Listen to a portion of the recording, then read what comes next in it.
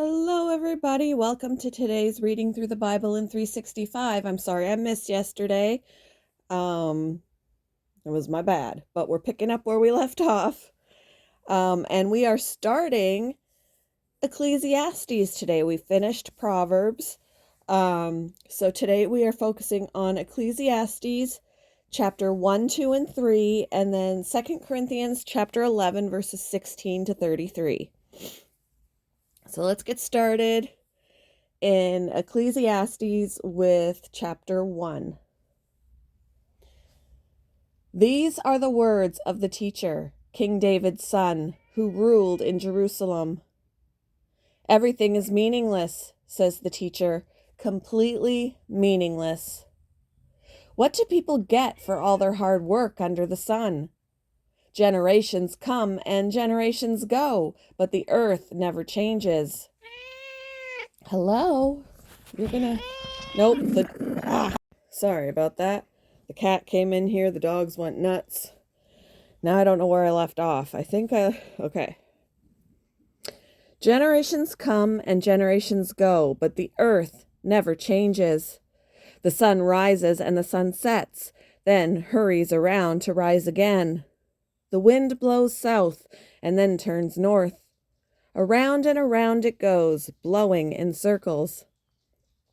Rivers run into the sea, but the sea is never full. Then the water returns again Then the water returns again to the rivers and flows out again to the sea. Everything is wearisome beyond description. No matter how much we see, we are never satisfied. No matter how much we hear, we are not content. History merely repeats itself. It has all been done before. Nothing under the sun is truly new. Sometimes people say, "Here is something new," but actually it is old. Nothing is ever truly new. We don't remember what happened in the past, and in future generations, no one will remember what we are doing now. I, the teacher, was king of Israel, and I lived in Jerusalem. I devoted myself to search for understanding and to explore by wisdom everything being done under heaven. I soon discovered that God has dealt a tragic existence to the human race. I observed everything going on under the sun, and really it is all meaningless, like chasing the wind. What is wrong cannot be made right. What is missing cannot be recovered. I said to myself, "Look, I am wiser than any of the kings who ruled in Jerusalem before me. I have greater wisdom and knowledge than any of them. So I set out to learn everything from wisdom to madness and folly. But I learned firsthand that pursuing all this is like chasing the wind. The greater my wisdom, the greater my grief. To increase knowledge only increases sorrow." Chapter 2. I said to myself, "Come on, let's try pleasure. Let's look for the good things in life." But I found that this too was meaningless. So I said, "Laughter is silly. What good does it do to seek pleasure?" After much thought, I decided to cheer myself with wine. And while still seeking wisdom, I clutched at foolishness. In this way, I tried to experience the only happiness most people find during their brief life in this world. I also tried to find meaning by building huge homes for myself and by planting beautiful vineyards. I made gardens and parks, filling them with all kinds of fruit trees. I built reservoirs to collect the water to irrigate my many flourishing groves. I bought slaves, both men and women, and others were born into my household. I also owned large herds and flocks, more than any of the kings who had lived in Jerusalem before me. I collected great sums of silver and gold, the treasure of many kings and provinces. I hired wonderful singers, both men and women, and had many beautiful concubines. I had everything a man could desire. So I became greater than all who had lived in Jerusalem before me, and my wisdom never failed me. Anything I wanted, I would take. I denied myself no pleasure. I even found great pleasure in hard work, a reward for all my labors. But as I looked at everything I had worked so hard to accomplish, it was all so meaningless, like chasing the wind. There was nothing really worthwhile anywhere. So I decided to compare wisdom with foolishness and madness, for who can do this better than I, the king? I thought, wisdom is better than foolishness, just as light is better than darkness. For the wise can see where they are going, but fools walk in the dark.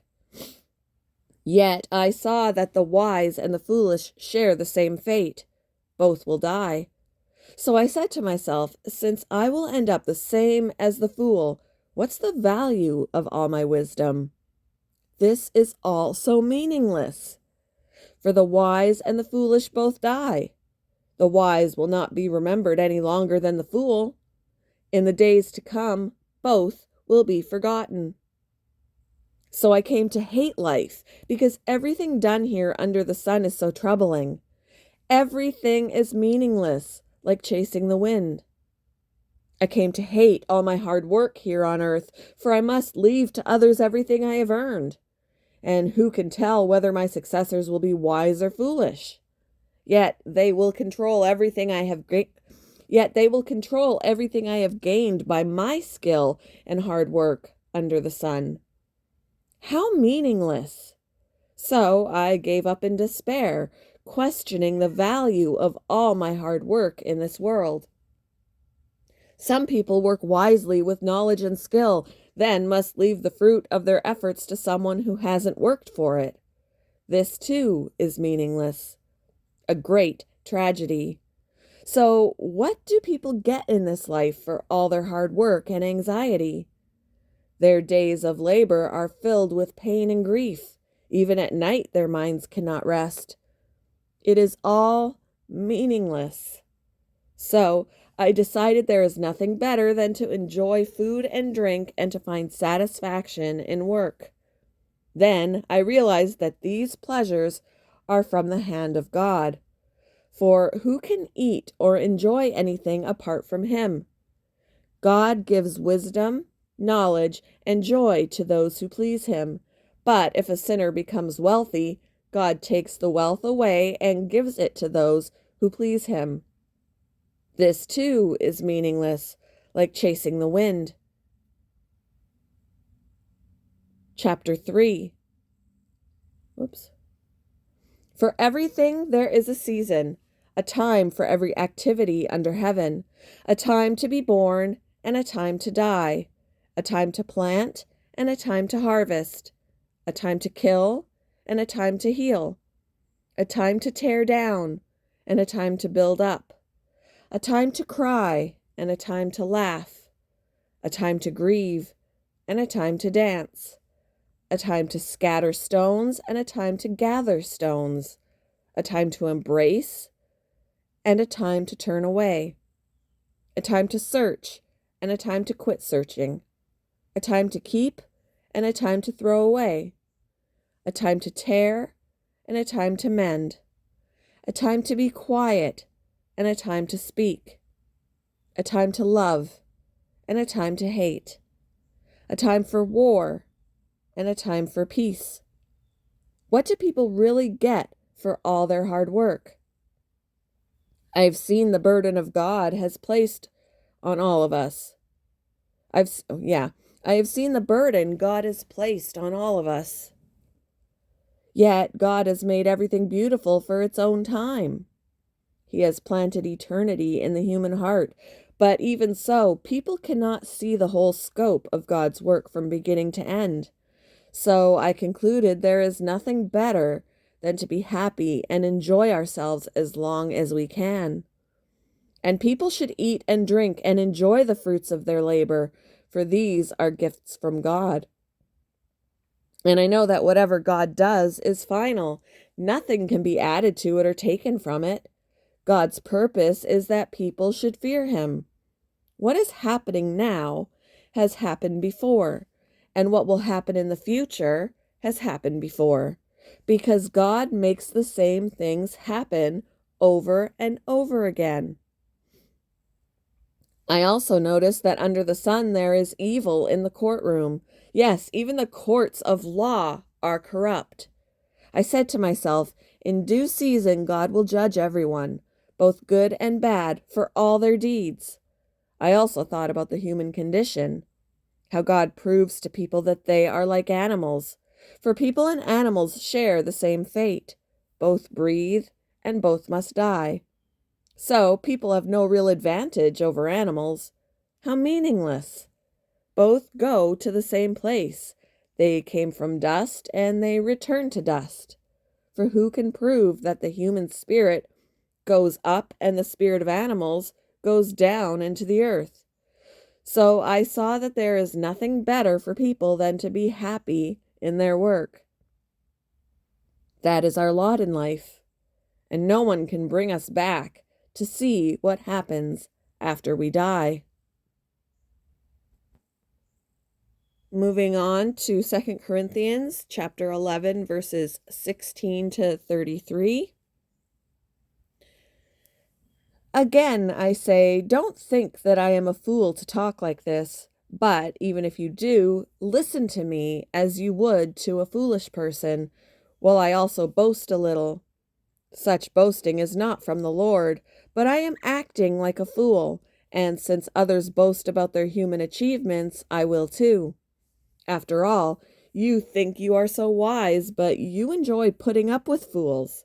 You put up with it when someone enslaves you, takes everything you have, takes advantage of you, takes control of everything, and slaps you in the face. I'm ashamed to say that we've been too weak to do that.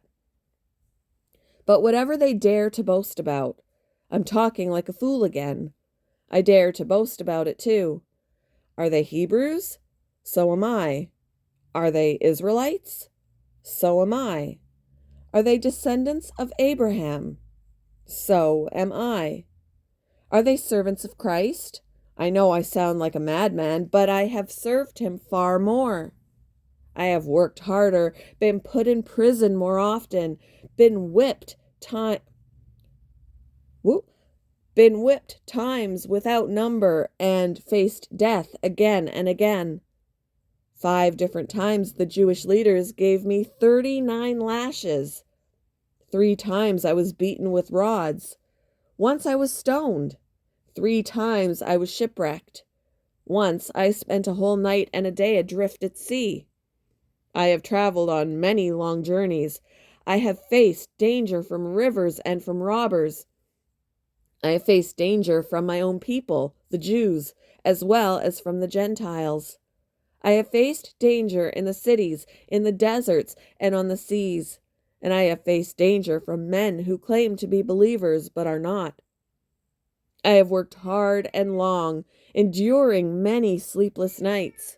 I have been hungry and thirsty and have often gone without food.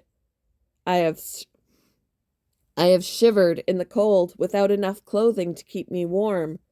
Then, besides all this, I have the daily burden of my concern for all the churches.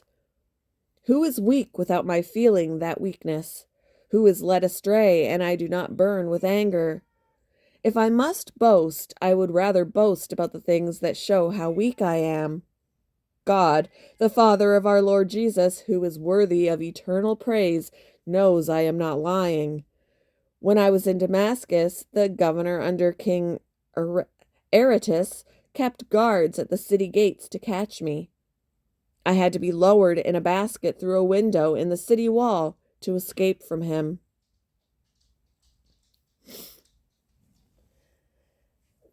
Thank you for joining me for today's reading through the Bible in 365. I hope you all have a wonderful Friday, and I will see you in the next one, guys. Bye.